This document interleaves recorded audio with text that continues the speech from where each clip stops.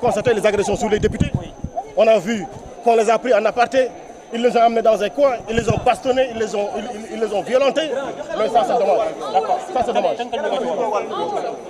li ñuy wax fii mooy yéen a ko seetlu ak ñun.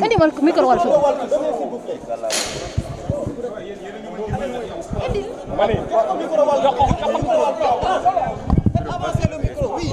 yéen a ko seetlandoo ak ñun ñoo fi yendu nday li fi xew mooy dañoo yeew suñu constitution dugal ko ci teen te ñi ko def xam nañu leen dañoo déggoo ci ginnaaw le peuple def li ñuy def tey bu ngeen gisee ñu toog ne mukk mu xaaral ñemewuñu wax ñuy xëy di saaga ñëpp mooy pare woon nañ seen forfait ba noppi li may wax nag mooy seetlu nañu tey coup d'état moo fi am ndax constitution di nday charte réew mi bi nga xam ne bii moo fixé le délai de mandat du président de la république doxal nañ ko joxaat ko yeneen app doxal nañ ko joxaat nañ ko yeneen délai lii mooy nekk li xew ci assemblée nationale bi yéen a ko seetandoo ak ñun ma wax ko les députés de l'opposition ceux-là qui veulent défendre la constitution se sont réunis ensemble pour défendre li ñu dese woon ci constitution pour xeex li nga xam ne bii mooy nday charte réew mi mais gis nañu ña taxawee côté bële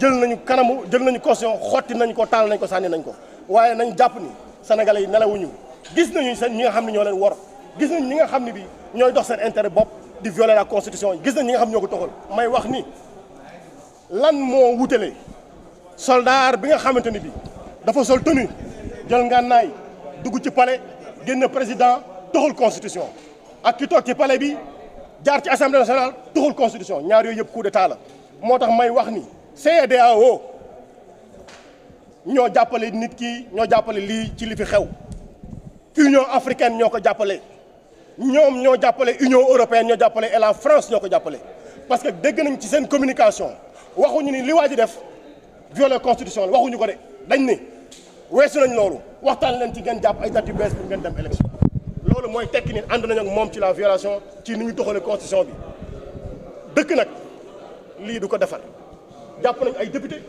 duma nañ leen toroxal nañ leen uññi nañ leen seen sutura fii nga xam ne mooy suñu bërëbu liggéeykaay fii nga xam ne nee nañu fii la ñuy sàmmee seen worma fii la ñuy sàmmee seen ngor toroxal nit nag mënut a weesu lii fekk la sa kër duma la daaneel la toroxal la kurpañ la lem sa loxo gaañ la lii moo fi xew. mais élection yi dañ ko reporté jusqu'au 15 décembre. est-ce que gëm nga date ferme boobu ñu wax. mani élection yi taxul ko mooy yokk mandat ci fi ne buñ ko moo xam ndax dañ ko tuddee dérogation moo xam ndax dañ ko tuddee suspension moo tax ndax xam dañ ko tuddee annulation luñ ko mën ci tuddee. mais est-ce que gëm ngeen date bi est-ce que gëm ngeen date bi. mani ñun daal li ñu intéressé woon mooy nañu respecté constitution bi comme nag taxu na lu waaye xam. boote doomam. waaw. mais dama ni ñoom am nañ seen responsabilité ndax dëkk bu amee feneen ca Niger bu amee feneen ca Burkina wala ca Mali dañuy taxaw ne lii coup d'état la. mais waxoon nañ ko bu yàgg dinañ ko def. waaw waxoon nañ ko bu yàgg dinañ ko ajouter quelques mots. D'abord, il faut les motivations soulevées par l'exécutif et le législatif sont très graves. D'habitude, c'est les opposants et les jeunes qui accusent la justice du pays d'être corrompue. Aujourd'hui, c'est le législatif et l'exécutif qui accusent la justice de notre pays d'être corrompue. D'habitude, c'est les jeunes et les opposants qui accusaient le gouvernement d'être corrompu. Aujourd'hui, c'est le président de la République, son groupe parlementaire et le groupe parlementaire du PDS qui accuse le Premier ministre en exercice du Sénégal, pas moins que d'avoir corrompu des juges constitutionnels. Et c'est sur ces bases-là, qu'ils ont organisé leur semblant de coup d'État constitutionnel. Je voudrais dire aussi que le 2 avril, quel que soit ce qu'ils ont décidé, puisque l'article 103 de la Constitution dit que la durée du mandat du président ne peut faire l'objet de modification. Le 2 avril, comme Macky Sall lui-même l'avait dit à plusieurs reprises, son mandat prend fin. Ce qui est déplorable, effectivement, c'est que la CEDEAO aurait dû condamner d'abord c'est que l'Union européenne aurait dû condamner au lieu de constater. Mais on le voit bien, que les enfants de la France, comme ceux qui sont au Tchad, au Gabon ou au Sénégal, peuvent faire des coups d'État de toutes sortes, ils sont soutenus. Mais quand il s'agit d'autres pays, ils font l'objet de sanctions extrêmement sévères.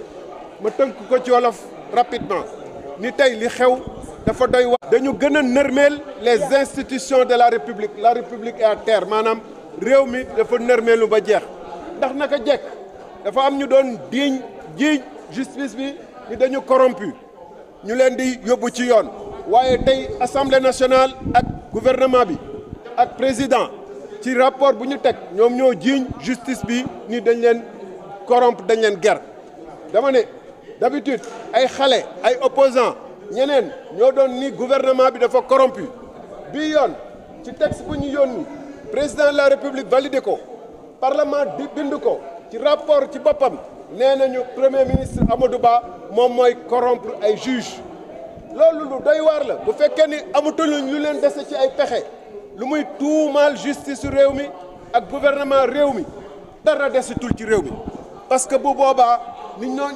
ñëpp doon wax te gis ko ci rapport Covid bi gis ko ci li fi xew gis ko ci alal ju bëri ju ñuy am ñoom dañuy gën a fësal ni effectivement guerre gi daf lu doy waar la ci Sénégal comme ñoom ci seen bopp ñoo koy reconnaître. Honorable est-ce que gëm nga tey date bi ñu avancé ci pour élection yi pour le 15 décembre. Je ne crois pas.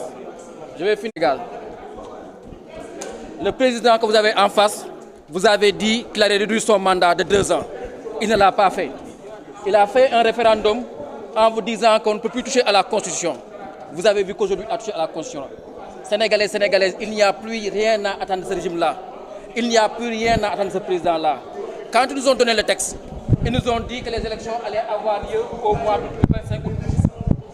Les gendarmes nous ont évacués de la salle pour pouvoir faire passer l'amendement.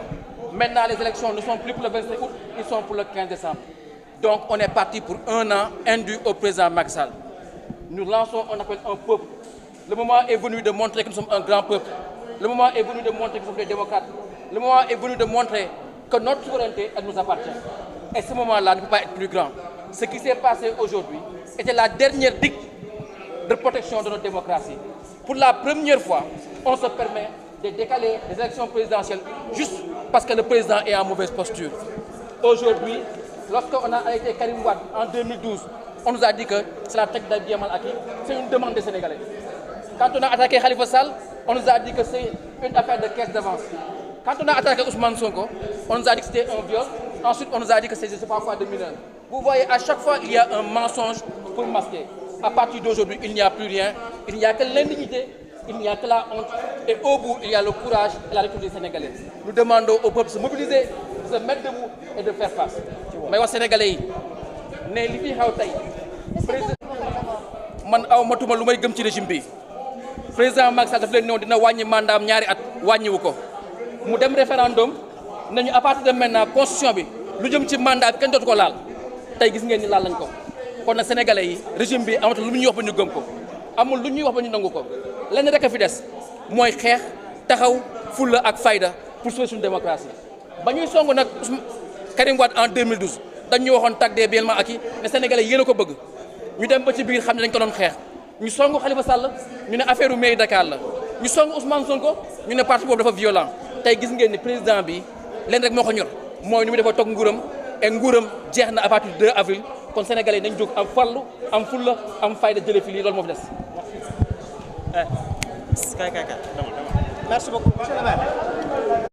lu ñu yàlla may ci ay moyens lu ñu yàlla may en tout cas ci ay jumtuwaay nga xam ne mooy constitution bi mooy code électoral bi nañ ko jëfandikoo nañ ko yóbbu conseil constitutionnel nañ ko yóbbu fépp fa nga xam ne mën nañ ko fa daane te lii yaakaar naa ni c'est de manière flagrante c'est anticonstitutionnel respecté wul règlement intérieur respecté wul dara jaay doole rek ka fi nekk donc yaakaar nañ ni conseil constitutionnel dina def liggéeyam leneen ni nag c'est la bataille politique ak candidat yi nga xam ne tànn nañ leen nga xam ne ñoom actuellement ñoo ngi campagne électorale donc campagne électorale boobu dañ ko continuer Sénégalais yi ànd si ñu campagne donc loolu daal mooy wax ji voilà donc di naqarlu lu fi xew di wax ni quand même Sénégal le Sénégal et les Sénégalais ne méritent pas ça jërëjëf. Ayib Daffé lan mooy mooy ku mënul wax dëgg si lu xew Sénégal ñëpp gis ko askan wi